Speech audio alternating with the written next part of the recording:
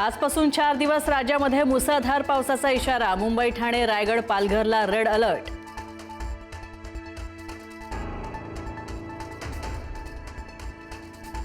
मुंबई आणि आसपासच्या परिसरासाठी पुढचे 24 ते 36 तास हे अति धोकादायक। 24 तासात 300 ते 350 मिलीमीटर पाऊस पडण्याची शक्यता।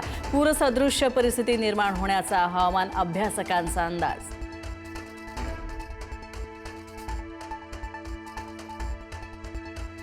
वसई विरारमध्ये सकाळपासूनच पडणाऱ्या पावसामुळे अनेक भागांमध्ये साचलं पाणी। रस्ते झाले जलमय। अनेक सोसायट्यांमध्ये पाणी शिरलं।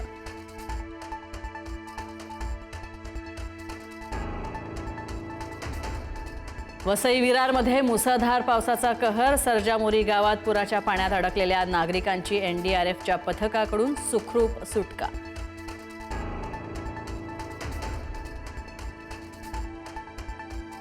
मुंबईतल्या जुहू परिसरामध्ये साचलं पाणी। महानायक अमिताभ बच्चनसह अनेक बॉलिवूड सेलिब्रिटींच्या घराबाहेर गुडघाभर पाणी। तर व्यवस्थेचा प्रश्न पुन्हा एकदा समोर।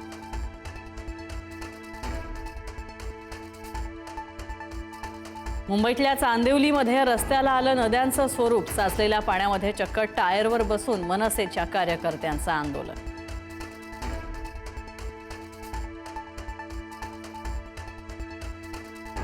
भर पावसामध्ये मुंबई पोलिसांकडून नागरिकांसाठी मदत आणि बचाव कार्य। मुसळधार पावसामध्ये नागरिकांची केली सुरक्षित सुटका। मुंबईकरांकडून कर्तव्यदक्ष पोलिसांचं कौतुक।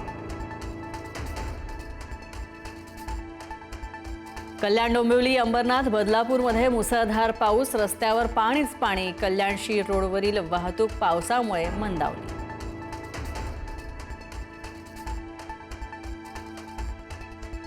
ठाण्यात भिवंडी शहर आणि ग्रामीण भागामध्ये मुसळधार पाऊस। भाजी मार्केटमध्ये गुडघाभर पाणी साचलं। नागरिकांचा गुडघाभर पाण्यामधनं प्रवास।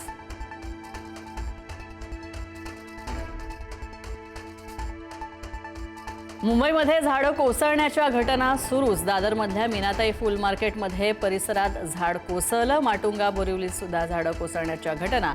सुदैवानं तिन्ही घटनांमध्ये जीवितहानी नाही।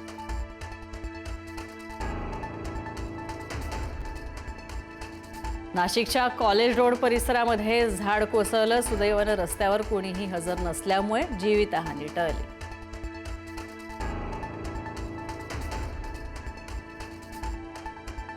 सततच्या पावसामुळे लोणावळ्याचा भुशी डॅम ओव्हरफ्लो। पायऱ्यांवरून पाणी वाहिलं तर वाहणारं फेसाळतं पाणी पाहण्यासाठी पर्यटकांची गर्दी।